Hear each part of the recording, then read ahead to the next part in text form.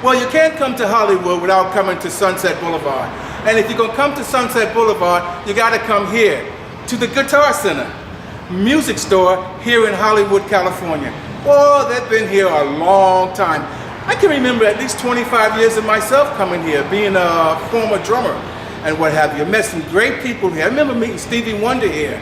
Well, today I'm doing an interview of one of the founders here at the guitar store. He's the artist and relations person here. His name is Dave Weiderman. Dear good friend of mine. Let's go in and meet him. Okay, I'm back with my dear friend Dave Weiderman. David, we was talking about rap music.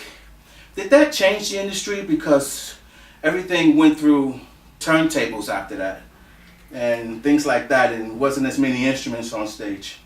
Well, as I was just saying, every generation has their own music. Every generation is 19 years, and when you look at rap is just the next generation and the next music. And if every generation has their music and rap is the next one, what's after that? So true. It doesn't change. People create something. They create something beautiful and great, and it's beautiful and great to them and their generation in music. You said every generation is 19 years. 19 years. What do you mean? How can you explain it? Well, think about it. 19 years is a generation of music, and every generation changes with their music. So with rap music, did that interrupt sales, or did it? Like, I see you guys got into turntables, and if I'm not mistaken, and I see a whole different pro area down there, and so on and so forth. It's just different. It's new. It's new and exciting. It is. You guys got other stuff. You got lights down there now and disco stuff. And oh, we've done that for years. We always try and stay on top of things. Yeah. Who's the barometer for Guitar Center? Do they have people that just watch the trends and things, or you guys are just in the know because you're in the I gotta tell you that the customers that walk through the door demand what they want to buy. And if you remember what I said, every generation is 19 years. And if you think in terms of what were you doing 19 years ago, and what were your kids doing 19 years ago, what were their kids doing 19, and think about mom and dad, what they did 19. It's all changes, and it evolves into something that's great. What do you want to share with the Cheron Moore Show audience? I just want to say that the most important thing you do in life, in general, it doesn't matter if it's music or whatever, the most important thing is the truth. Tell the truth. Keep truth on the tip of your tongue, and always be truthful in whatever you do. You'll never go wrong with that. Censorship and the truth. Mm-hmm. How do you play off those two? What do you want to censor? Sometimes the expression, sometimes the topic, sometimes Why? the art itself. Why would you want to censor it? There's so many artists that want to tell their story, their viewpoint, and it's raw, but it doesn't fit formats, but it's intrusive to some people, but it's forward and so on and so forth to media. How do you stay true to it and still appease or please? There is never anything wrong with the truth. If it's true, if it's real, it's okay. On every level. The truth is the most important thing. Oldest employee here, longest working employee. How you do it? I mean, how do you keep up with these young guys? You've seen at least 3 generations come through here. Because you do what you, like I said before, you do what you do and you do what you love. It doesn't matter how old that kid is sitting in front of you. He still is important. So important to what you do.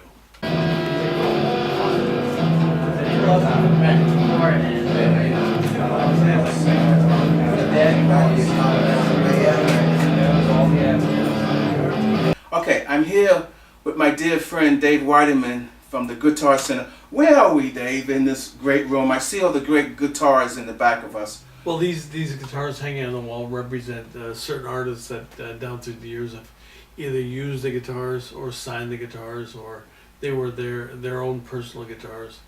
The silver one over here on the right was our anniversary model, and the one behind your head here was Stevie Ray Vaughan's. And he signed that guitar.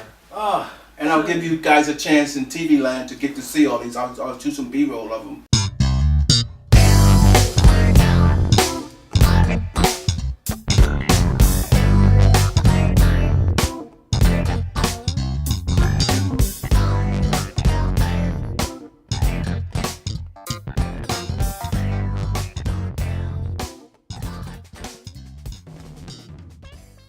What are you holding in your hand there, Dave? Well, this was a guitar that we had signed by Hall & Oates, and this is John Oates here.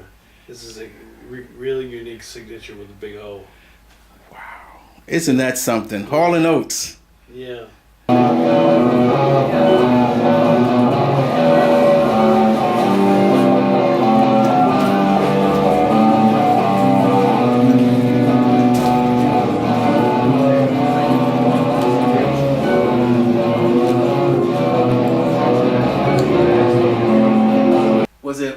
This is not a fair question, but was there a favorite generation?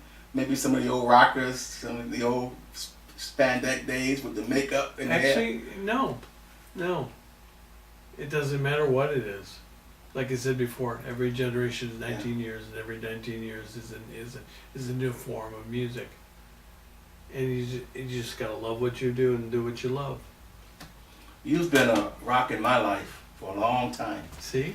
And you've been the same guy since day one. The same guy. That's the truth. The same guy. I mean, when I pick up the phone and speak with you, I shouldn't say this, but I almost can hang my hat on some kind of a yes. Some kind of, how can I help you? I've never heard you say to me, no. With nothing. I mean, we work it out. I want to figure out. I appreciate that. I want to figure out a way to say yes. Figure out a way to say yes to everyone that I deal with. Wow. Just so much. Anything else you want to share today?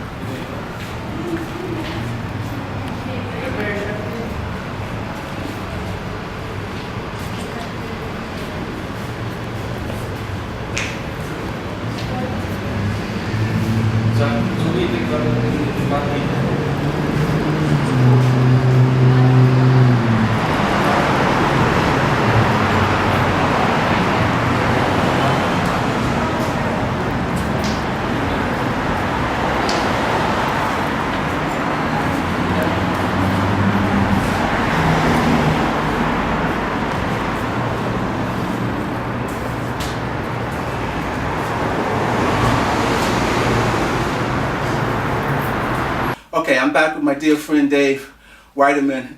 Your whole life has been about music. Oh, my whole life. I never knew that. Oh yeah. Isn't that something? And you love what you do and you do what you love. Yeah, and it's your passion. It just sustains you your whole life. Exactly. And you go through the. I think, and I have other and you segments. try and share that with people too. Yeah. I just feel for people that don't know their talent or that don't get to make it their livelihood. Yeah. Because then life becomes a grind. It does. And it's so easier when you get a chance to work within your passion or your talent. I think if Kobe Bryant couldn't pick up a basketball, he'd probably go crazy.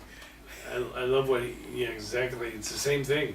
He does what he loves and he loves what he does. How did all of this, David, turn to business? How did it turn to the business and the music industry product world, the instruments and the business. How did that side of you come about? Well, that was the beginning. My father had a music store. So it was just, first thing I did when I worked for him was I used to sweep up and clean up and sell picks and strings and Rico Royal things. You know, it was just everything I could do. Anything I could do at the music store, I would do. Yeah. From cleaning windows to selling picks and strings.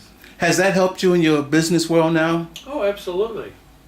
You know, it's part of it. You know, there's a certain amount of joy that comes when you deal with people that are coming in to learn something, and you're able to share that with them. How did you get from the musician years in your life to here at the Guitar Center? What was that transition? There's no transition. It's the same. You're dealing with people that create music, and that's what you do. You've done it your whole life. You continue to do it. Peace. Well, let me say thank you. Thank you so very much for joining me here at the Guitar Center in Sunset Boulevard in Hollywood, California. We've had a great time. Isn't Dave something? Full of stories, so much experience, seen it all, been in so many, responsible for so many careers too, if I may say. Thank you for joining us here at the Cheron Moore Show.